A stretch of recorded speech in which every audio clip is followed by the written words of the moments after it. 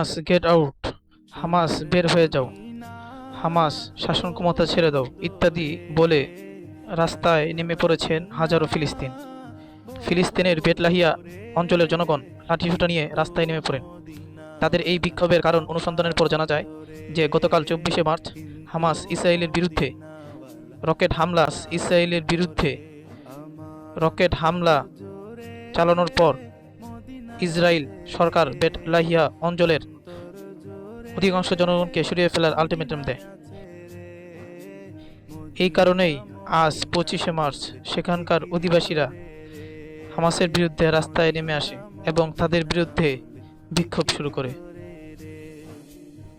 ভিডিওটি ভালো লাগলে সাবস্ক্রাইব করুন চ্যানেল এবং ভিডিওটি শেয়ার করে দিন।